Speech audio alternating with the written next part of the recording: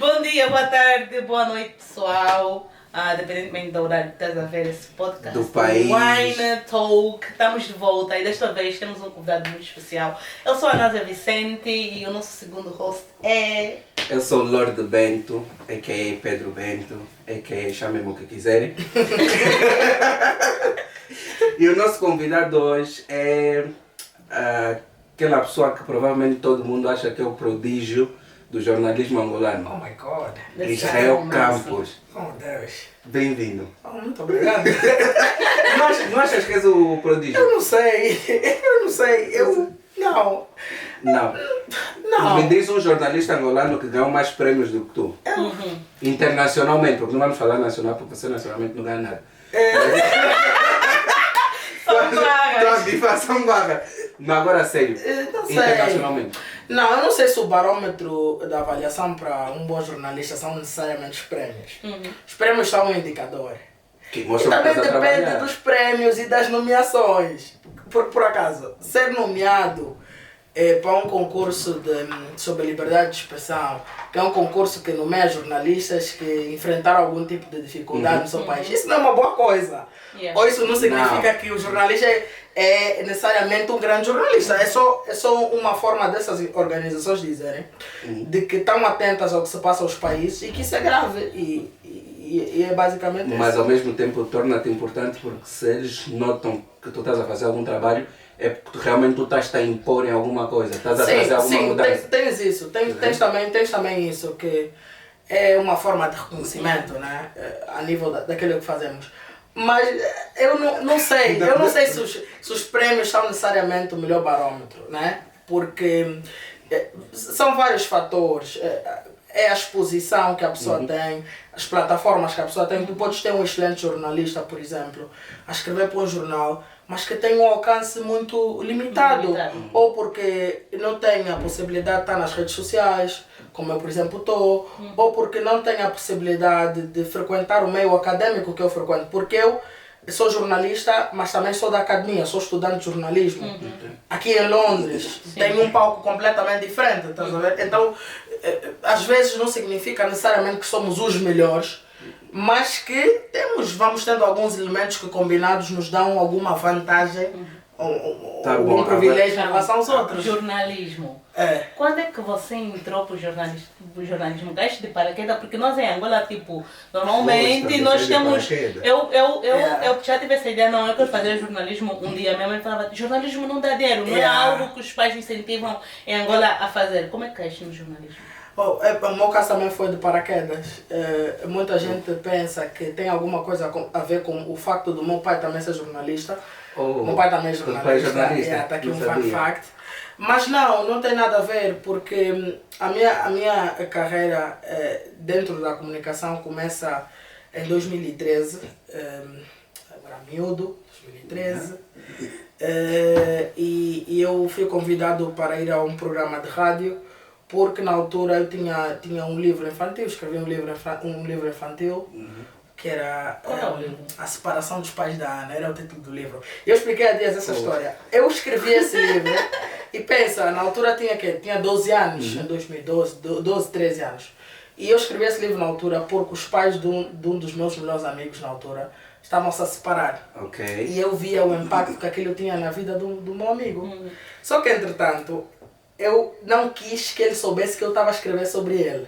Então foi que eu pensei, sim, daí eu sou Jana, que não é Mas como é que um puto de 12 anos pensa assim? Não, na altura eu pensei, esse gajo vai ficar chateado comigo se eu tiver a escrever sobre a vida dele, ou sobre a história dele, tá vendo?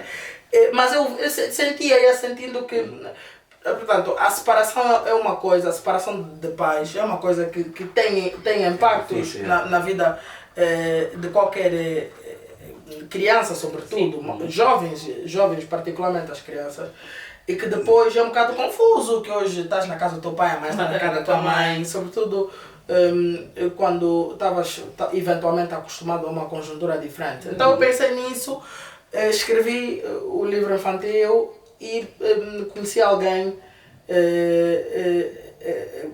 portanto, havia um senhor que trabalhava na Rádio Luanda, que era o realizador desse programa, do Kaluanda Pio, e me convidaram para ir ao programa falar sobre esse livro. E então, mas tu trabalhaste também nesse programa, não? Exatamente, é daí onde surge. Vou para o programa falar sobre isso. Gostam de Eles gostam de mim, da entrevista que eles têm. Disseram, pá, por que é que tu não vens vindo aos sábados, aos domingos? Depois fui indo, depois acabei por ficar um dos apresentadores. E apresentei o Kaluanda Pio até 2017. Então aquela voz infantil que eu ouvi era tua. Sim. Era eu. Então já és fã dele antigo. Era eu, a Érica Fernandes, a Brenislava Vandona e a Mariela. E fizemos durante. Mas o programa anos. falava exatamente sobre o quê? É um programa infantil, Kaluanda Pio, que é emitido aos sábados e aos domingos. Falava sobre crianças, saúde, E depois educação, contavam tipo uma história. Exato. Pio. Histórias, promovíamos cantores infantis, falávamos sobre literatura, várias temáticas relacionadas à criança, sobretudo a criança de Luanda, porque nós éramos o programa infantil para Luanda, na Rádio Luanda. Tu és antigo na Rádio Luanda. Então é daí onde eu começo a ser. E depois claro que aquilo era um locutor de rádio, não era propriamente um jornalista, era um apresentador pior. Mas depois aquilo vai evoluindo, a minha paixão pela coisa vai evoluindo. E a dada altura, dentro da própria Rádio Nacional, eu já ia fazendo outras coisas. Eu me lembro que a primeira reportagem que eu fiz, assim, uma coisa séria, foi em 2015 ou 2016. E foi uma falida. Como é que foi uma falida? Então o que aconteceu? Uma falida. Uma coisa mesmo assim. Uma falida. Sim, porque. Não, mas foi aquela cena da ocasião faz o ladrão. Okay. Que é. Eu apresentava o Kaluanda Pio aos sábados. E então, depois de apresentar, um dia desde que depois de apresentar o programa, vou para o Largo da Independência porque havia uma passeata contra a violência infantil. Portanto, uma passeata que o governo provincial de Luanda que estava a organizar, que era para repudiar a violência contra a criança. Eu vou para aquela passeata porque produzia conteúdos para crianças e gostava desse tipo de eventos. E noto que haviam vários jornalistas, portanto havia os nossos colegas da TPA, da Zimbo, dos outros órgãos, menos colegas da Rádio Nacional. Ou seja, não havia nenhum jornalista da Rádio Nacional escalado para aquele evento. Sim. Eu digo, isso é muito estranho, como é que não tem ninguém aqui da Rádio Nacional? Eu estou aqui. Qual é a ideia? Vou fazer. Eu vou fazer. Isso são quantos anos? Portanto, estamos a falar um fun fact. Aqui, o ano que eu dou é a idade que eu tenho, porque eu sou 2000. Portanto, se estiver a falar 2000...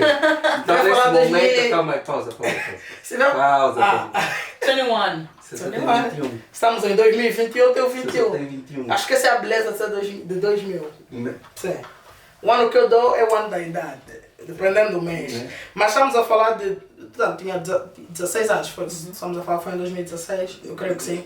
Tinha 16 anos, então não havia nenhum jornalista da Rádio Nacional escalado para aquele evento. E eu digo, pá, aqui tem uma grande oportunidade. E como tu tomaste essa iniciativa? Uma iniciativa que eu tomei, sozinho. Com a idade dele e teria muito mais relevância. Alguém da tua idade estar a fazer aquela cena em particular. O problema é que eu precisava de acesso, eu não tinha acesso. Porque, como é que é? Sabes como é que é? Tens a passeata acontecer aqui embaixo, mas depois tens a tribuna onde estão os ministros, os secretários de Estado, etc. Eu não tinha acesso àquela tribuna porque para fazer uma reportagem, claro que eu tinha que ouvir aquelas pessoas que estavam a fazer a marcha, mas se era do governo provincial, tinha de ouvir alguém do governo. Né? Disse, não tenho acesso, mas vou tentar a minha sorte. Vou para a tribuna, tento subir, claro que me dão barra. Segurança, onde é que pensa que vai? Não sei. Não, eu sou repórter, quero fazer, não sei. Você não está credenciado? Você vai fazer o quê? Criança. Sorte minha! Ao pai de uma minha amiga, que está lá dentro. Enquanto também trabalha para o governo. E conta me ver. E vem ter comigo. Oh, sobrinho, estás aqui a fazer o quê? Não, eu estou aqui a trabalhar, não sei o quê. Deixa o meu entrar, pá. Essa beleza da Sobrinho, deixa eu entrar, pá. Entro, logo que entro, começo já, porque E é uma cena que a rádio nos dá. A rádio nos dá muito. Como nós lidamos diariamente com informação, nós temos de conhecer as pessoas. Sabemos quem é quem, assim só de cara, esse é o fulano, aquele é o ciclano. Então logo eu falo contigo, não sei o que, o tio distrai-se um bocado. Eu vou logo ter com a vice-governadora da província de Luanda na altura, Jovelina Imperial, não me esqueço o nome daquela senhora. Vou ter logo com ela, não, eu sou repórter, quero fazer. Repórter? Esse beijão. Repórter. Aí o tio volta, eu explico já a situação no tio. Não, tio, você é meu sobrinho, esse despiou pior. Dá com miúdo. Esse dos piores pior. Esse despiou pior, fala lá com miúdo. Lá eu consigo entrevistar a senhora Jovelina Imperial. Depois, também acho que na altura consegui entrevistar o ministro da Assistência e Reinserção Social, que eu na altura, eu acho que era o Kusuma, acho que era o Kusuma, ou era o Gonçalves Manduba ou Kusuma, dentro, o Batista Kusuma ou o senhor Gonçalves Manduba, dentro dos dois. Falo também com um deles, porque eu me lembro que eu tinha a vice-governadora, consegui entrevistar a vice-governadora, o ministro, que eu tenho certeza, acho que era o Batista Kusuma, que na altura era ministro da Assistência e Reinserção Social, se eu não estou enganado. E consegui entrevistar o representante da Unicef em Angola também, que eles estavam eles estavam a promover, estavam a patrocinar, a apoiar o evento na altura. Consegui essas entrevistas, consegui também entrevistar algumas pessoas que estavam... Mas aqui a cena é, tu com 16 anos, o que é que tu perguntaste? Não, tu perguntas, então, o que é que se porque passa? Porque foi tudo improviso. Se aquilo tudo é improviso, não tinha nada preparado. Não tinha nada preparado, isso é verdade. Mas por que o governo teve essa iniciativa? Quais são os dados que nós temos em relação ao número de violência? E qual foi o props que a rádio te deu? Não, this is the thing. Então, faço essas entrevistas e volto a correr para a rádio, que é perto, vou a pé, do lado da Independência da rádio, vou a pé. Só que tu não és da área de informação, ninguém te conhece, tu não pode chegar na site que você tem uma matéria, ou no máximo vais entregar a matéria, alguém vai usar. Isso é o que é o normal acontecer. Se tu não és um jornalista, se tu não és um repórter como tal e fizeste alguma coisa, tu chegas à redação, entregas, eles vão usar o teu áudio, alguém vai fazer uma peça com o material que tu recolheste. Eu cheguei, lembro que liguei para um colega que tinha aqui em Mocota, o Bruno Ivo, liguei para ele, disse, Mocota, tenho aqui esse material, não sei o que, ele é técnico de som. Ele disse, não, puto, muito bom, muito bom. Vai aí para a rádio, eu vou dar um toque a um mais velho que está aí na redação central da Rádio Nacional.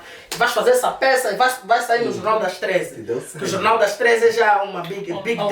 É o jornal principal, na Rádio Nacional, é o Jornal das 13 e das 20. São esses jornais que têm mais impacto. Não, vais fazer. Chego lá, eu falei com ele a caminho da rádio, né? Quando cheguei à rádio já estava lá um administrador que nós tínhamos na altura, que é o Sr. Sebastião Lino, que ele disse, não, puto, ligaram, disseram que tens isso, o que é que tens? Eu expliquei o que é que tinha. Ele mandou-me para a redação, contei lá o editor do jornal, que era o Africano Neto, que me disse, tá bom, eu já explicar, não sei o que, bem nervoso. Ele senta, escreve.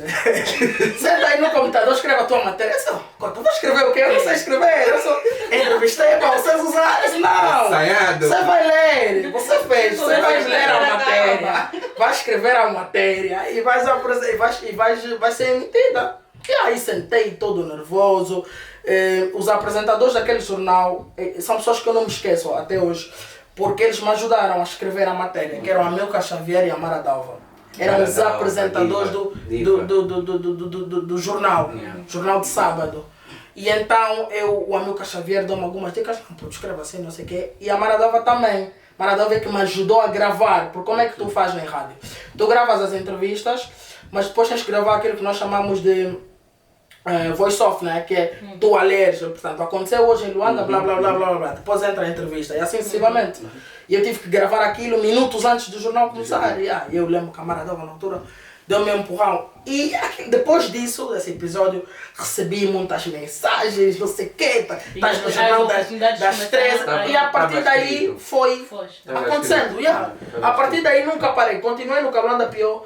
mas eles já me tinham como uma pessoa que podia fazer notícias. Eu já podia fazer reportagens. Se eu tivesse um assunto que eu quisesse sugerir, já me ouviam, estás a ver? E então... Vamos aproveitar que estamos a falar da Rádio Luanda. E aí começamos.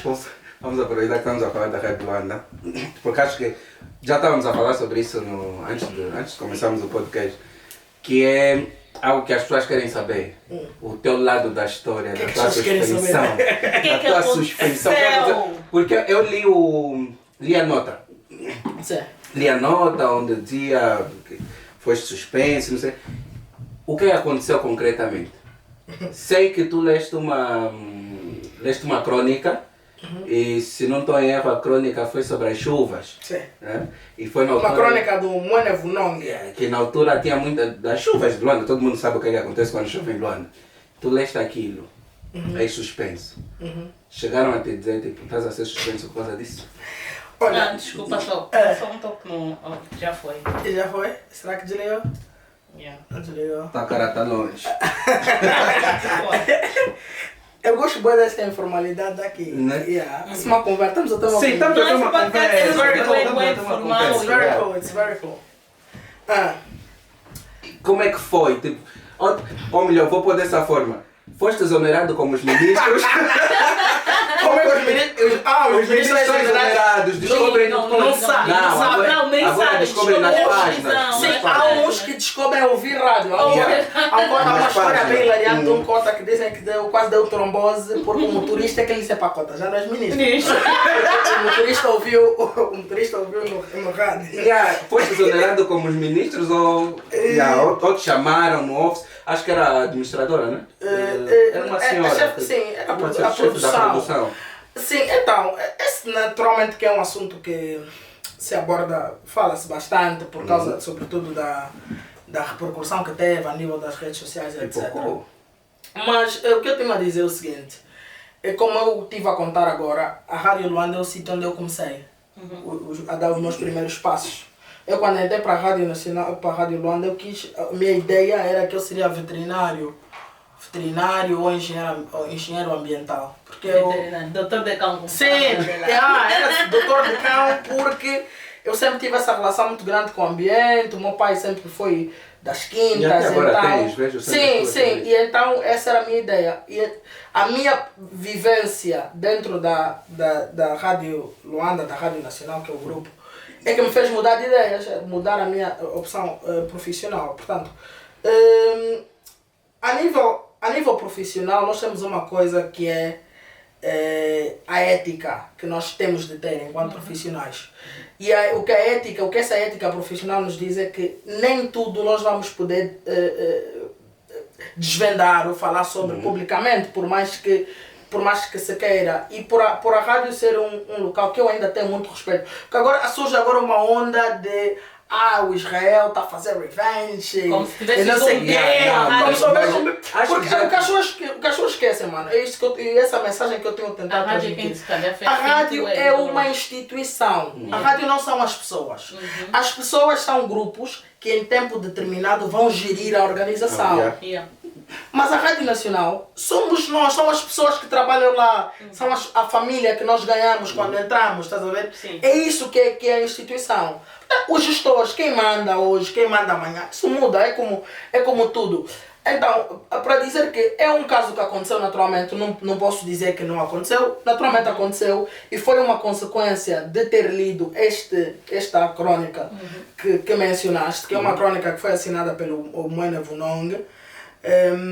E que muita gente depois me perguntou, mas tu sabias mesmo o que estavas a fazer, leste de propósito? E eu disse, não, eu li um artigo, enquanto jornalista, eu li aquilo antes de ler no ar. Mas aquilo não tem que ser autorizado previamente antes de ir ao ar? Depende. Há casos em que o locutor é também o realizador do programa. Sim. É também o realizador do programa. E nestes casos, em particular, não há qualquer problema. E é uma coisa que nós fazemos. Foi no Viva a Noite, né? Foi no programa Viva a Noite, sim. E então, nós temos aquilo que é o que nós chamamos do judgment do jornalista. Nós, naturalmente, que se não vamos passar qualquer coisa, nós fazemos uma pré-análise, um pré-julgamento, mas se entendermos que aquilo está dentro daquilo que é o rigor, que é a isenção, nós passamos normalmente. E o momento também. E o momento, porque o que nós fazemos enquanto jornalistas, ou o que devemos fazer, é servir as pessoas, é dar voz às pessoas, é dar voz à realidade das pessoas. E foi aquilo que eu não me arrependo. Há quem me pergunta, te arrependes? Voltarias a fazer? Eu faria isso rigorosamente outra vez, se fosse agora. Eu voltava a fazer. Acho que é quase comum muitas vezes em rádio ler-se crônicas. Sim. E em particular, eu fui ler a crônica para tentar entender a gravidade. Uns disseram que eu ofendi o presidente ou que... Não, a crônica está no Facebook. Pois, diz muita coisa, mas... Eu dei logo conta que aquilo se tratava da chuva. Sim. Eu quando vi lá a chuva, eu disse pronto, foi por causa da chuva. Mas agora, tu sentiste que não tinha maldade naquilo, tu leste, aprovaste a matéria, né? Tu sentes que o jornalismo em Angola ainda é muito, mas muito controlado, tipo, em termos de a liberdade de expressão dentro daquilo que tu falas e o que não podes falar Pois, eu acho que esse caso é um exemplo de que sim. Nem sou eu a dizer, estou a dizer que temos uma evidência que indica essa conclusão, porque, perdão, caso não fosse isso, naturalmente o contexto daquela natureza que... Não tem nada de mais útil. Sinceramente, não tem nada de mais útil. Não traria... A liberdade de expressão em Angola, essa é a minha opinião. Sim. E acho que a maior parte das pessoas partilha da mesma opinião. Apesar de ter melhorado um pouquinho, ainda é quase inexistente. E o teu caso é um exemplo desse, como outros casos. A única diferença, na minha opinião, agora em Angola é que, graças às plataformas digitais, o governo já não tem tanta margem de manobra de proibir certas coisas. Agora tem, por exemplo, o Comuna News. People vai lá, fala o que quer, fala o que pensa e não tem aquela restrição. Ok, mas aqui eu vos apresento um challenge, que é uma reflexão que eu gosto de fazer sempre que me apresentam as redes sociais como alternativa, que é o seguinte. Nós em Angola, ao contrário de outras realidades, como por exemplo aqui na Inglaterra, temos um desafio muito grande que é o acesso à internet.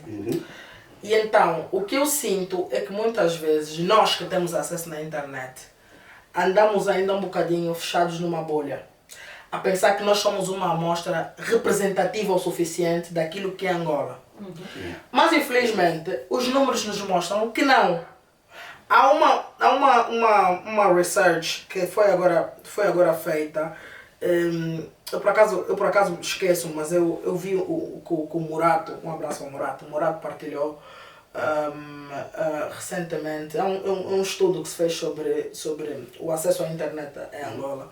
E os nossos números de utilizadores nas redes sociais ainda são muito baixos, muito baixos. Óbvio. E isso nem precisamos de estatísticas para nos dizerem se nós conhecemos a realidade do país. Influenciadora digital, eu não, sem querer me gabar, mas pelo conteúdo que eu faço, se fosse um Brasil... Exatamente. E só olhamos para esse tipo de exemplos como a Nádia, estás a ver? Os nossos criadores de conteúdo, as nossas grandes feras, e estávamos há bocado a falar do Batista. Do Batista. Que grande parte dos seguidores do Batista são brasileiros. Que ele não ia conseguir atingir aquele nível de views se dependesse exclusivamente do público angolano. Mas é porque não há vontade, é porque não há acesso. Então, por isso é que eu tenho uma preocupação muito grande. Eu continuo, e muita gente me disse, mas Israel, estás sempre aí a falar da TPA, dos órgãos públicos, porque se nós temos as redes sociais? E a minha resposta é a seguinte. Eu me preocupo mais com os órgãos de comunicação social, sobretudo os públicos. Porque são esses órgãos que chegam a todo mundo. Quem está no Dirico, quem está em Kifukusa, quem está em Kakonda, só chega lá a TPA, às vezes só chega o sinal da Rádio Nacional. Então, este é o único meio que muitos angolanos ainda têm para ter acesso à informação, para saber o que é que se passa no país. Daí a necessidade de haver rigor nesses órgãos, porque esses órgãos, depois, se não forem rigorosos e se não exercerem o jornalismo que deve ser feito, eles vão passar uma ideia errada e propagandista a essas pessoas. Porque se eu na televisão só vejo que o país está tudo bem, o governo está a construir estradas, está a fazer hospitais, eu me pergunto, está tudo bem, talvez só está a demorar para chegar aqui na minha comuna, mas lá em Luanda, nos outros sítios está tudo bem. Quando não é verdade, estás a ver? Então, daí é que eu continuo muito a bater. Faz sentido essa sim. Por isso é que você vê que hoje em dia a mentalidade do jovem angolano está a melhorar muito com a ajuda da internet, mas a mentalidade dos mais velhos, porque eles não acho que menos acessam a internet. E mesmo quando entramos para a questão dos jovens angolanos, aí ainda temos cadeias, ainda temos classes, ainda temos... Quando se fala de jovens temos muitas dificuldades. Jovens angolanos online, estamos a falar de jovens de Luanda, jovens de sim, exato. E mesmo quando entramos para a categoria jovens angolanos, ainda vamos tendo muitas subdivisões. Naturalmente que hoje nós temos uma percepção de que a consciência cívica do jovem é diferente, está mais ativa e não sei o quê. Mas temos de nos fazer essa pergunta, de que jovens é que estamos a falar? Estamos a falar de nós. Porque nós vivemos todos numa bolha, nós nos encontramos sempre, porque os nossos círculos são os mesmos e porque os nossos acessos podem eventualmente ser mais ou menos os mesmos, não taxativamente. Mas quando formos olhar para outro tipo de juventude, que eles também são jovens angolanos, podem não ter acesso os acessos que nós temos, mas eles também são jovens angolanos, naturalmente que têm preocupações, naturalmente que têm uma visão do país, têm limitações. E eles precisam de igualmente, nós precisamos saber o que eles estão a pensar, o que eles pensam e como é que eles veem o país. Entrando nessa onda do pensamento dos jovens angolanos, tem um vídeo que eu vi ontem, que eu quero te mostrar o vídeo, porque acredito que já viste o vídeo e quero a tua reflexão sobre o vídeo. Depois são os motoqueiros, né? Pois, então já... Mas vou te mostrar o vídeo. Mete o telefone eu quero a tua... Depois o editor vai pôr o vídeo. Isso tem produção. Tem uma produção. Muito obrigado ao produtor. Enquanto está a gostar da nossa produção. Estou. Perfeito. Enquanto o Pedro está procurando o vídeo, queremos já agradecer os nossos patrocinadores. Sim, os patrocinadores, a Purple BC, cabeleireiro Purple BC e a Teu Serviço, Xixas vai a Teu Serviço, patrocinadores, e também hoje temos um outro patrocinador que é a Pia Vestuários. Quem quiser comprar fato de banhos, vai na Pia, as informações vão aparecer aí. Agora, deixa-me te mostrar o vídeo.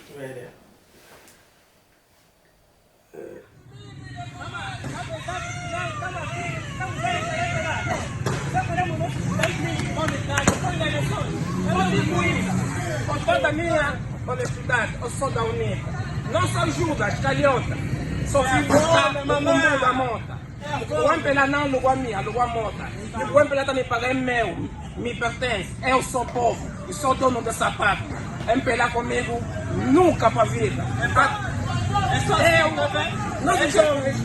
Olha, se estão vendo aquelas motas que estão a passar, é porque o Empela corrompeu, pagou. E ele mesmo só mesmo corrupto. Epa, de resto é tudo que eu tenho para dizer. O que é que tu achas disso? Bem, ou melhor, o que é que tu sentiste quando viste o vídeo? Não sei. O teu primeiro pensamento? Acho que prefiro fazer análise mais do que o sentimento. Porque é o seguinte, eu vi um amigo meu, o Edmilson Ângelo, que partilhou também uma reflexão mais ou menos nestes termos, que é: nós não podemos, e não estou a falar aqui do MPLA em particular, estou a falar do modo geral. Nós não podemos utilizar as mesmas estratégias para desafios velhos que nós utilizamos para desafios velhos quando tivemos a enfrentar desafios novos. E então o que acontece aí é exatamente isso.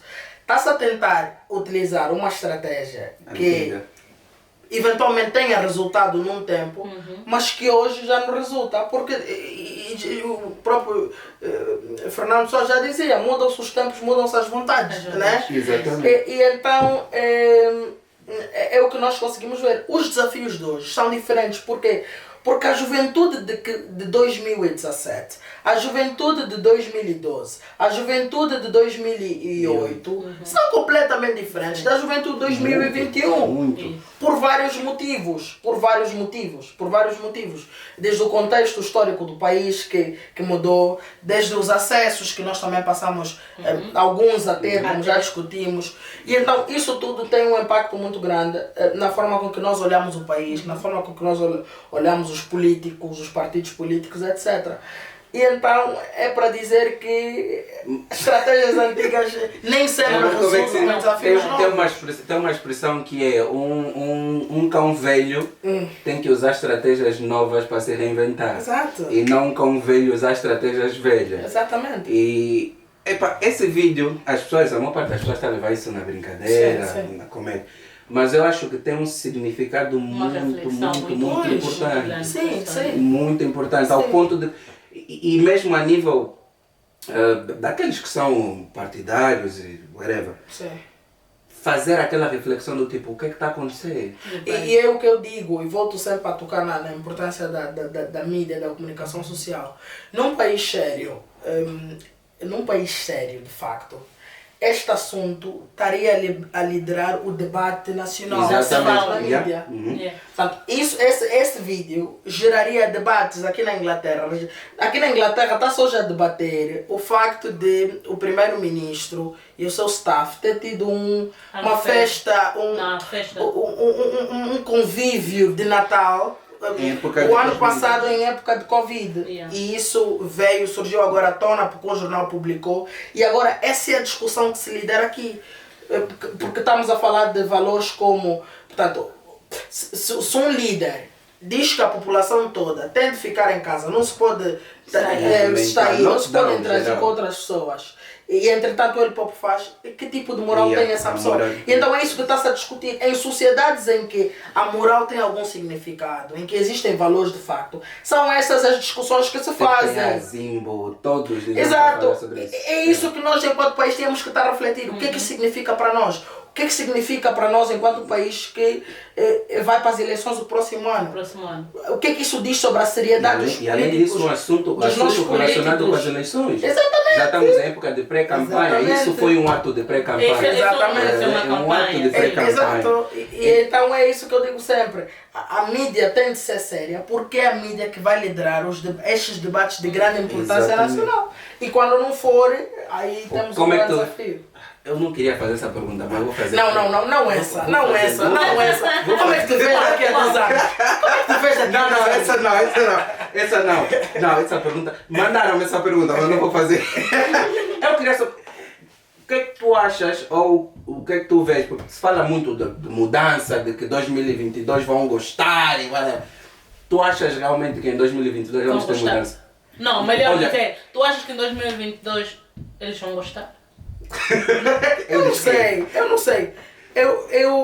Eu não posso entrar para aí. Eu acho que é um movimento que nós vamos ter de acompanhar. Né? E enquanto jornalistas, esse é o nosso papel, é acompanharmos e vermos quais são as tendências. O que a nível de análise, com base nos factos, o que eu posso dizer é que vivemos hoje um contexto que é diferente a nível da promessa que as eleições de 2022 vão trazer para nós. Eu acho que podem ser eleições históricas no sentido de que temos hoje um partido, o maior partido na oposição, tem hoje uma dimensão diferente. Um desafio novo, uma dimensão diferente e vai para as eleições eventualmente mais reforçado, muito por conta de tudo o que aconteceu com o atual presidente do partido da UNITA, que é o engenheiro Adalberto da Costa Júnior, porque de facto essa coisa da anulação do Congresso, da reeleição, vai e vem, isso cria alguma... Isso mexe a nível social, cria alguma tensão, não só interna, porque hoje a UNITA deixa de ser um assunto de interesse só de quem é da UNITA. Hoje a UNITA parece... é um assunto mais de interesse nacional, de interesse de todo mundo. Porque, de alguma maneira, tem uma percepção, e acredito não ser o único, que o engenheiro Adalberto Costa Júnior consegue fazer essa congregação, consegue trazer para si estes militantes e não militantes. E então é de facto desafiante. Vamos ter o presidente João Lourenço também nesse desafio, que vai voltar a concorrer por seu segundo mandato. e que diz que tem, portanto, o apoio de todo o partido, tanto é que é o candidato único agora do Congresso, agora em dezembro. E então vai ser interessante e vamos ter um outro elemento. Eu não me lembro, não sei se... Eu acho que vai ser a primeira eleição em que as redes sociais vão ter um papel muito forte. Muito forte. Mas nem tiveram sequer em 2017, mas que este ano vão ter... Eu acho que muita gente já tem essa... um impacto muito forte. Já tem essa percepção que... Então vai ser interessante. Nós já ganhamos... As eleições ainda não aconteceram, mas nós já ganhamos alguma coisa dessas eleições. Que é... nunca na história de Angola, se assim que nessa história mais recente, depois do após-guerra, teve umas eleições com tanta mídia em cima, com tanta vontade do povo de participar, de falar. A força dos jovens, a força e a antecipação, muito desse ganho vem dessa... Dou os parabéns ao Adalberto Costa Júnior, porque ele é que renasce essa... Sim, mas por quê? Esse movimento todo. Porque as pessoas estão à procura de novidades. Quando se introduz uma coisa nova, cria-se aí algum tipo de expectativa, cria-se aí algum tipo de esperança para alguns, quiçá. E então eu acho que o engenheiro Adalberto Costa Júnior acaba por vir trazer essa novidade que nós... Que se cria, né, depois de tanto tempo da UNITA vir portanto, o doutor Isaías Chamacuva, o MPLA com José Eduardo dos Santos, e vimos o mesmo em 2017 com o presidente João Lourenço. Houve um excitement diferente. E eu estava com o apoio tipo mais João Lourenço. Porque é o elemento novidade. As pessoas ficam, quando há muito tempo, quando durante muito tempo se faz uma coisa, chega uma altura que cria até descredibilidade ao próprio processo. As pessoas dizem, nem adianta eu votar, já sei o que vai acontecer, são sempre os mesmos. Mas quando se introduzem peças novas, e o presidente João Lourenço já foi essa novidade para Angola em 2017. E hoje eu acho que o engenheiro Adalberto Costa Júnior. O que faz desse momento ser aquele boom é o facto de que hoje em dia nós estamos a presenciar uma oposição, realmente uma oposição, estamos a ver uma oposição no nosso país. Talvez também haja essa percepção. Vocês já votaram? Já. Qual foi a primeira vez? A primeira vez que eu votei foi em 2017. Não. Nunca. Depois temos outro elemento, o voto na diáspora, que também se acrescenta a essas eleições. Vamos poder votar na diáspora? Diz que sim, que aqueles que estiverem legalizados, né? Aqueles que estiverem legalizados vão poder votar na diáspora. Então eu acho que isso também traz... Saiu. O que é que desligou? Voltar a sair, mas pode falar, está bem. Pois, eu acho que isso também traz uma outra leitura das pessoas, porque vamos vendo através das redes sociais o papel que essa diáspora tem desempenhado. Vamos vendo as manifestações, vamos vendo não diria anger, né, que tem vindo dos jovens na diáspora. E então talvez também esse seja um elemento que vai adicionar qualquer coisa às eleições próximas. Então eu acho que vai bater. Tem interesse, vai ser de interesse. Falando de tipo de redes sociais e tal, tu achas que os artistas, né, artistas angolanos que certamente têm muito power nas redes sociais, tu achas que eles deveriam se impor mais? Ou... Porque eu por acaso vi uma matéria hoje da Ana Joyce a dizer que não é obrigatório o artista se impor, já que tipo, ela deu a entender que, se você lê bem, a matéria ela deu a entender, eu se fizer isso, se calhar o meu pão tipo, é cortado, não tenho acesso a certas coisas. Eu acho que no jeito que eu li, deu para entender isso, se eu fizer, se eu me impor tipo, de um jeito que vocês querem, eu posso me impor sobre um assunto, falar sobre um assunto, mas tenho que ter limitações naquilo que eu falo. Pois, olha, eu sou daquelas pessoas que não defendo, e acho às vezes até um bocado ridículo, estamos a obrigar as pessoas a falarem. Fala quem quer. Exato, eu sou dessa opinião. E porque eu muitas vezes estou na outra posição, que as pessoas querem que eu fale sobre tudo também, e eu digo não, eu não tenho de falar sobre tudo. Isso é um elemento. E então, há quem alegue nesse ponto, mas eles têm responsabilidade social, têm que defender o seu povo. Não, eles não assinam esse contrato. Essa é uma expectativa que nós criamos. E nós temos isso com tudo. Quando nós seguimos uma pessoa, de repente sigo a Násia no Instagram e estou acostumado que a NASA faça um tipo de conteúdo. Amanhã, quando a NASA deixa de fazer ou dá uma paragem por algum motivo, eu vou lhe pressionar, porque eu acho que ela tem de fazer porque é uma obrigação. Porque ela já nos habituou assim. Mas não se assina formalmente nenhum tipo de contrato. As pessoas têm que separar as pessoas. Têm esse livro. Existe o artista e existe a pessoa. Exatamente. Eu, como pessoa, posso não querer partilhar. E o posicionamento que o artista vai ter é da sua inteira responsabilidade. E nós não podemos criar nenhuma pressão. Eu não concordo com isso. Depois, no contexto angolano, temos uma coisa que é particularmente desafiante para os próprios artistas. Como estavas a dizer, isso que a Ana Joyce disse. Nós vimos, por exemplo, recentemente, o alvoroço.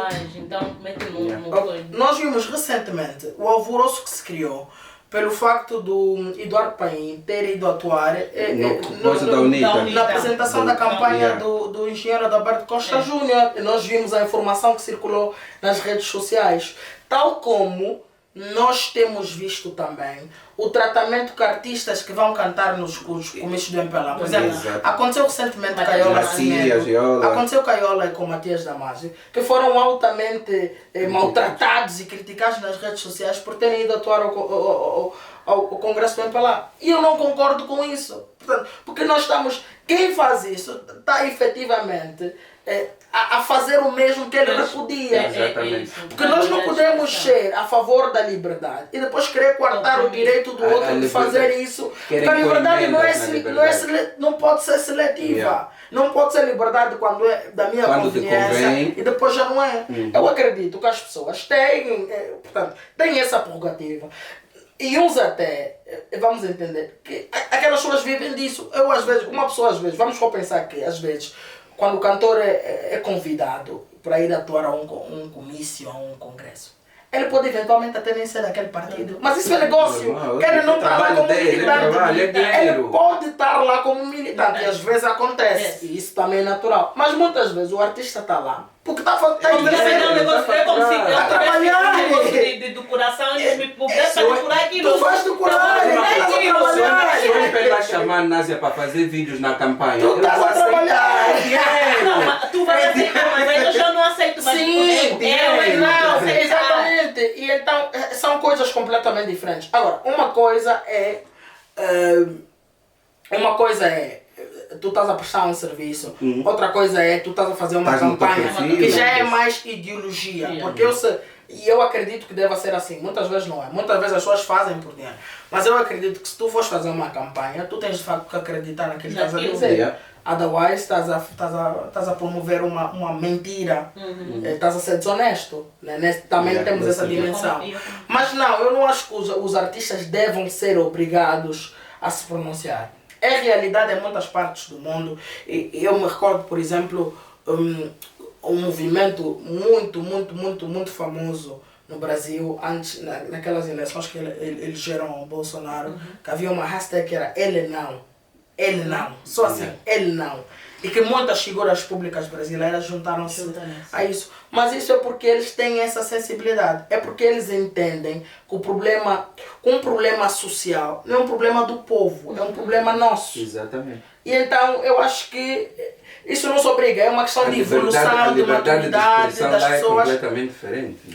Exatamente, os contextos também são diferentes. E então eu não acho que deve haver assim uma obrigação, não tem de fazer. Não. Agora estamos a falar muito de política. Vamos já descontrair. Aqui estamos à vontade. Podemos ficar até mais de manhã. O convidado que tem coisas. O convidado trabalha.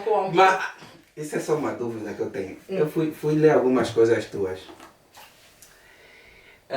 Tinhas 18 anos na altura. Fizeste uma entrevista para o Jornal da Angola, acho. E te perguntaram qual é o teu prato favorito. Não! Ainda te lembra da resposta? Ainda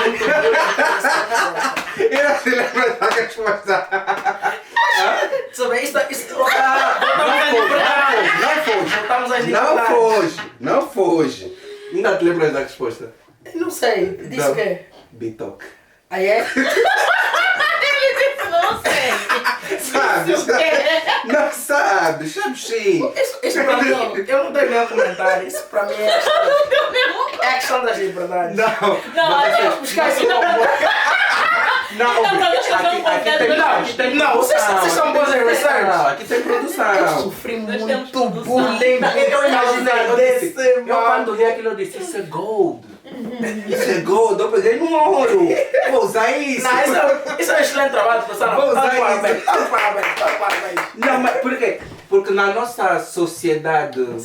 Não, naquela. Bitoque tem uma naquela conotação mais de bem errada. baixaria. Eu não sabia O isso. bitoque tem uma conotação muito errada. Mas Porque é dizem que. comida, Como é que é? A Nasa vai explicar bem essa do bitoque. Ela é que sabe. Não, bem. é porque as moças, né? Ah, as moças quando vão com esse ao cifrão. restaurante, só somente de bitoque, não tem são Eu por acaso Não sei. comi bitoque ontem. Estamos a Mas falar. então, Mas gostas muito de bitoque? É a tua comida favorita? Ou mesmo Ou não já queres mais nada pra Ah, responder? eu acho que não há, não sei, para mim não há isso de...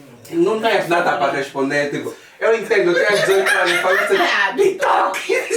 Mas por que comida das crianças também? As crianças quando vão no restaurante, normalmente tem bitoque ou espargueta bolonhesa. Bitoque. Não, essa foi muito boa. Eu quando vi isso, eu disse, não acredito Mas como é que tu nisso. foste buscar Não isso? acredito nisso. Tinha que dizer o quê? Não sei, tipo, fala fuge, Não, mas foi isso que eu Feijoada. Ele disse, tipo, mas é a comida dele. Não, mas bitoque. Mas o quê? Bitoque é muito basic. Não é porque é muito basic, é porque... É a conotação. É a conotação. Eu não sabia dessa conotação. Não, mas falaste, eu só quero saber, falaste porque é que a pessoa, tipo, primeiro na cabeça Yeah, falaste só porque sim ou porque era um bitoque que você não curtia. Naquela altura. Naquela altura você Gosto, bitoque. não é naquela altura. I still like it. Mas agora Eu já estou vendo a editora fazer um corte. Ai, que bitoque, like. vamos ainda... Eu continuo a gostar.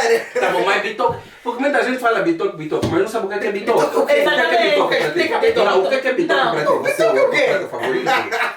Eu vou pesquisar, dá o meu telefone. Vamos tirar uma foto dele. Não, queres uma foto? Não te preocupes. O editor vai pôr a foto do bitoque. Sim, Fala só o que é bitoque. Eu não vou comentar sobre bitoque. Não, já estamos a ver que é uma cena muito sensível. Mas eu não entendo porque isso é... Não, mas agora estou-me a acordar. Já na altura, havia essa conversa, havia esse bullying, gostaram de não fazer comigo. Eu não sei porquê. Não, assim, para mim bitoque é bife com arroz, batata frita, salada e o ovo. Mas agora a minha questão é, se não tiver ovo, já não é já bitoque? não é bitoque. Não, eu não tenho isso. Para mim não.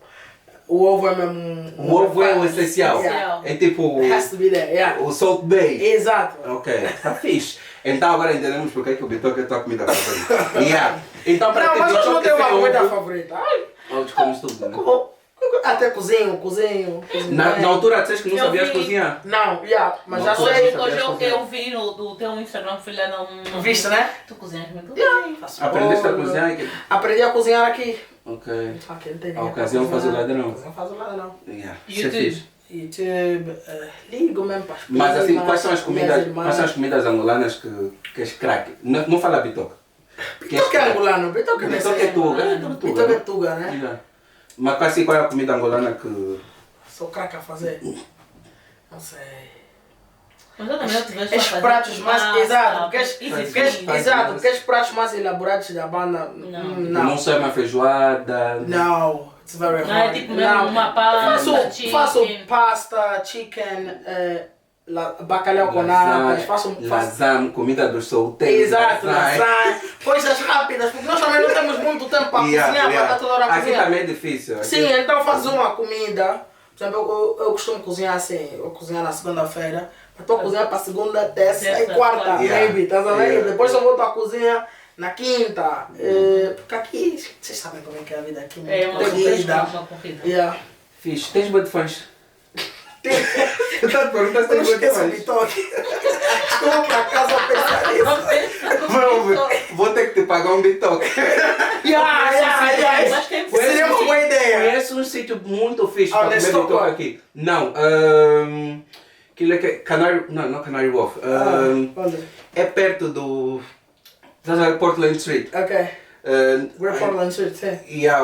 Qual é aquela zona? Mas aqui é um restaurante português. Onde tem o Pink Rose Hill. É um restaurante português? Tem 2 restaurantes portugueses lá naquela zona. Também há muitos em Stockwell. Stockwell é a zona dos portugueses, mas naquela zona é a zona do Idris Elba. Do Idris? É a zona dele, Okay. Fazer um bitoque aí. Vai lá. Agora me responde mesmo. Tens muitas fãs. Porque tu és jornalista, ok? És jornalista. Mas também te tornaste uma figura conhecida no meio do people. De certeza que tem pessoas que querem se aproximar de ti. De certeza que tem pessoas que querem ser teus amigos e força, não sei. Tem também moças, não? Não sei se diria ter muitas fãs. Eu sei que não és um Gerilson Israel. Não, tenho pessoas que respeitam o meu trabalho, que me mandam mensagens, que manifestam carinho. E claro que eu fico muito agradecido porque simboliza. Eu já sei onde é que Não, vou desviar. Simboliza que as pessoas são atentas, né? Isso é. Mas porque muita gente que eu falei sobre ti, falo sobre ti normalmente às vezes com algumas pessoas, e muita gente acha que tu és um produto da elite. Okay. Um produto da elite no sentido de que se hoje nós ouvimos falar do Israel é porque ele é da elite. Okay. Tu te sentes dessa forma? Ou de certa forma te revês nessa ideia de que tu fazes parte de uma elite e por isso é que tu tens essa visibilidade toda? Eu acho que os privilégios existem. Os privilégios existem e são inegáveis. Quando começamos a conversa e falavas de ser melhor ou não ser melhor, eu dei exatamente o exemplo. Que o que acontece com essa coisa da visibilidade, de sermos conhecidos, tem muito a ver com a conjunção de vários fatores. Né? Não é só porque eu tenho talento. Não, há muita gente talentosa que ninguém conhece. E que talvez é muito mais talentosa do que pessoas que nós conhecemos em vários domínios da vida, em várias áreas. E então isso é para dizer que sim, nós temos de assumir os nossos privilégios para podermos utilizá-los para o bem, para fazer alguma mudança no mundo, nas sociedades, etc. Então sim, claro, como é que eu estou aqui a estudar em UK, tive já tantas oportunidades que eu tive a nível de trabalho, seria no mínimo hipocrisia dizer que não, claro que sou uma pessoa que tem privilégios e que assumos, não é uma coisa que eu fujo. Por acaso me surpreendeste agora, não estava a esperar que...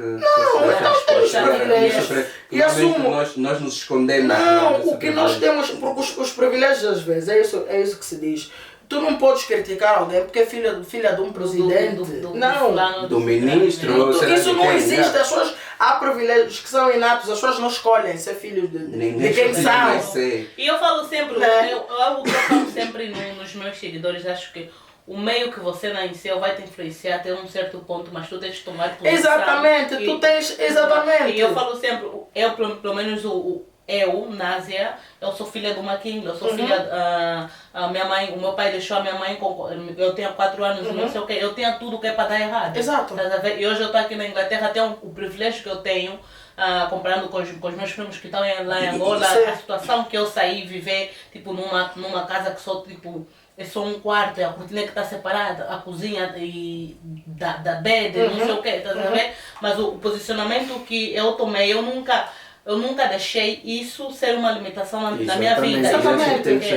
Exatamente. E é para dizer o seguinte, que às vezes a posição em que nós estamos não é que nos modam. Portanto, não quer dizer que tu, por seres por exemplo, let's say, és filho de um dirigente e quer dizer que depois tu tens de fazer o que os teus pais fazem. Não, isso não tem nada a ver. Nós nascemos numa determinada circunstância, mas depois temos essa possibilidade de moldarmos e de determinarmos qual é o caminho que nós queremos seguir. Se tu não soubesses aproveitar as oportunidades que tu tivesse, porque muitos têm oportunidade. Exatamente, quantas pessoas é que nós conhecemos. E depois dizer o seguinte, essa conversa das elites é uma conversa que surge sempre. Eu acho que é importante irmos fazendo essa reflexão, porque as elites existem de facto, não são mentira, são grupos que estão conectados, que existem e que exercem um determinado poder sobre as sociedades. E existem e não devem naturalmente ser um problema, mas eu volto para o ponto. Como é que nós utilizamos esse privilégio? Como é que nós utilizamos essa plataforma para poder causar algum impacto positivo na vida das pessoas? É isso. Eu não estou a utilizar bem o meu privilégio se eu, primeiro, nem sequer assumo que eu tenho. Mas assim, não sou privilegiado, isso é coisa da vossa cabeça. E depois não utilizo o meu privilégio para o bem comum. Porque o privilégio tem de ser utilizado. Essa é uma das prerrogativas. Tem de ser utilizado para gerar o bem. Ou para... Portanto, se eu tenho o privilégio de estudar, e eu estou contigo, que por exemplo não tiveste a oportunidade de estudar, eu tenho uma obrigação, tenho de sentir que é a minha obrigação moral, transmitir o conhecimento que eu tenho a ti. Porque dessa forma eu estou a contribuir para o desenvolvimento daquela pessoa que não teve o mesmo acesso à mesma oportunidade que eu. E é dessa forma que eu olho para essa questão. Porque eu aprendi muito, acho que foi a aula de serviços sociais, porque eu estou a fazer tipo enfermagem e passei a parteira e não sei o quê.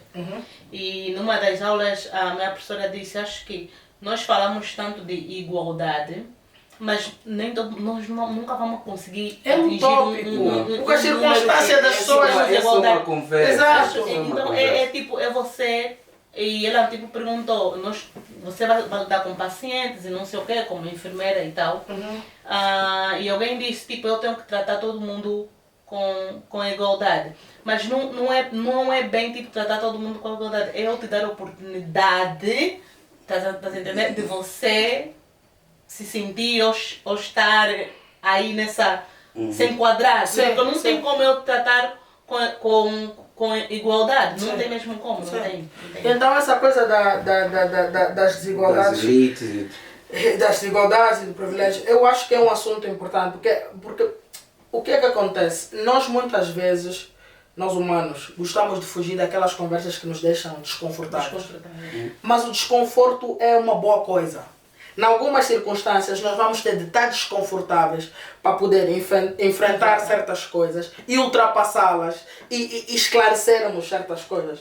E então essa é uma dessas conversas que eu acho que é um desconforto que é necessário, que nós temos de assumir, que é uma cena que existe, para que depois possamos fazer progressos. E eu falo muito sobre muitos assuntos dessa... Assim. Vamos torcer que as pessoas, os privilegiados, ganhem essa mentalidade que têm. Top. Mas essa cena de ser privilegiado também depende muito do elemento que tu utilizas para a comparação. Porque nós na banda, quando falamos em privilegiado, estamos a dizer, os gajos que têm mesmo com burro, pai, filho, não sei o que. Mas, entretanto, podemos olhar para uma pessoa. Se eu tive a oportunidade de ir para a escola, pode ser uma escola pública, meus pais não têm condições, fui para uma escola pública. E existem em Angola pessoas que nem sequer conseguem ir à escola. Eu já sou privilegiado. Sim.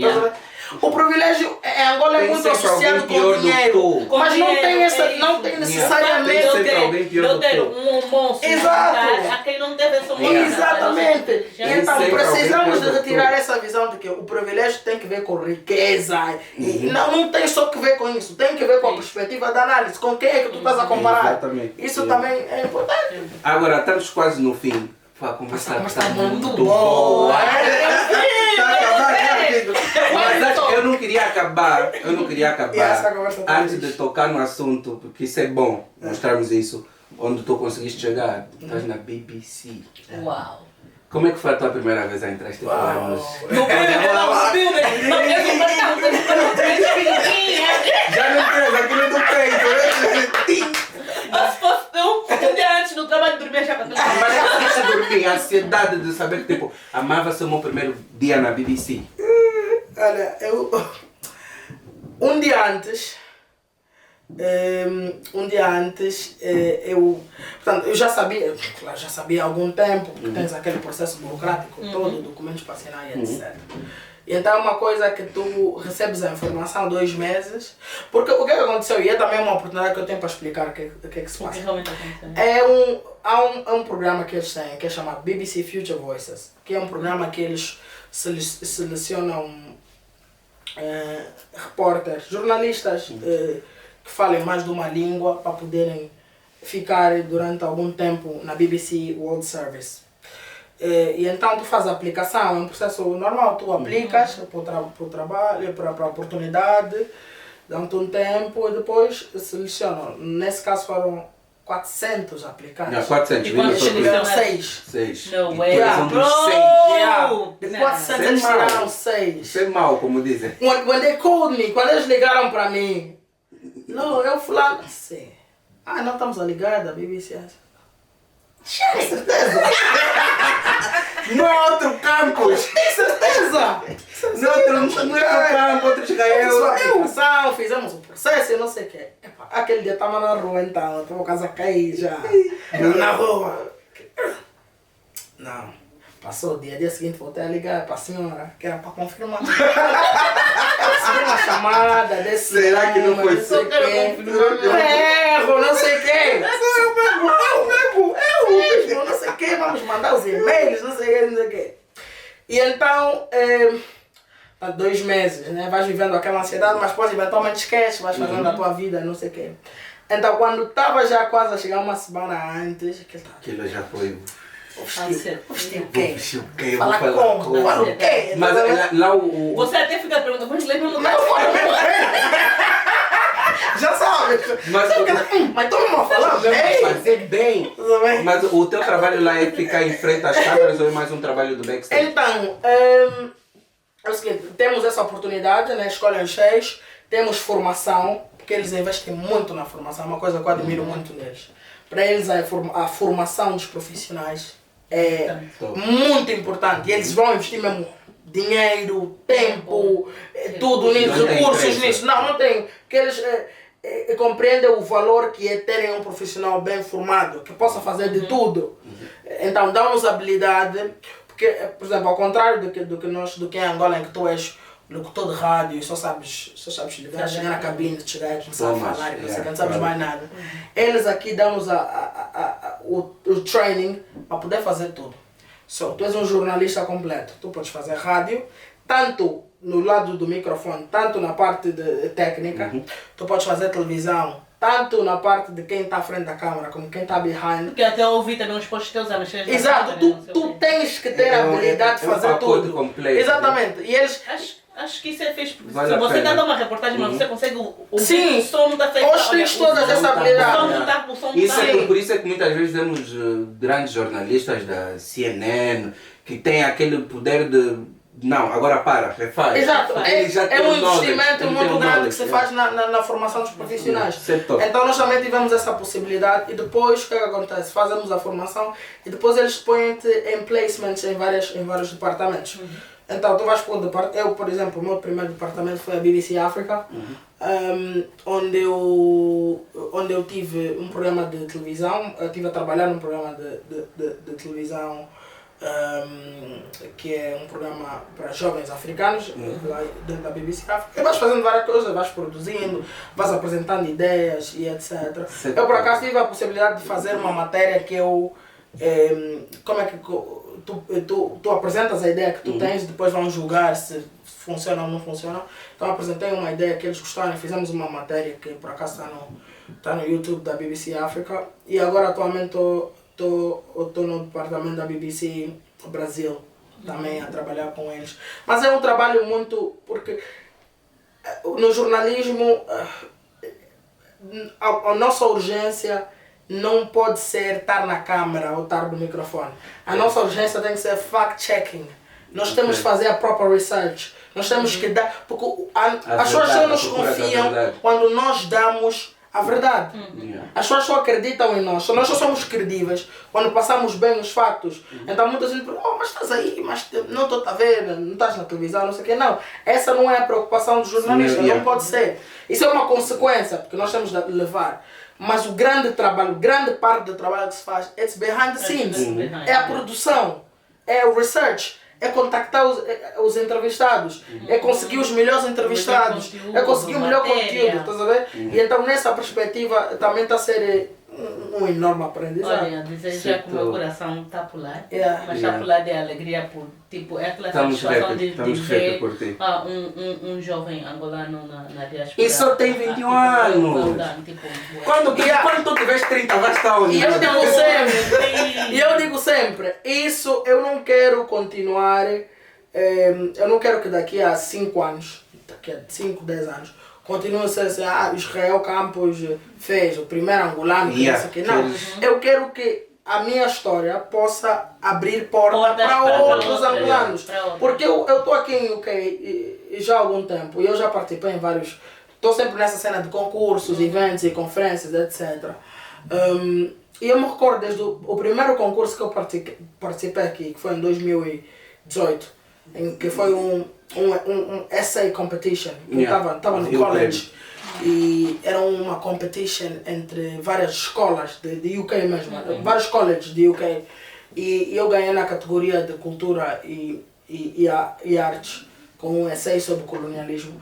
E eu vi alguém que me disse, tu és o primeiro angolano a estar aqui. E aquilo ficou na minha cabeça. E depois disso, várias outras ocasiões, vai acontecendo comigo, que eu entro para uma sala de um evento, tu és o primeiro angolano que chegou aqui.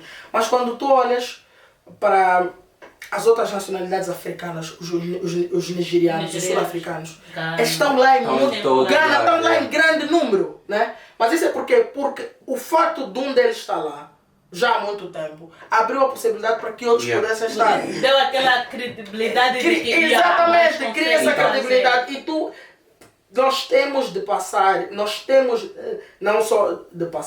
de dizer às pessoas de que é possível. Eu acho que essa mensagem é muito importante. É possível. Independentemente de onde tu estejas, independentemente de qual é a circunstância que tu estejas a passar, o que nós temos de passar é a mensagem de que é possível. É possível.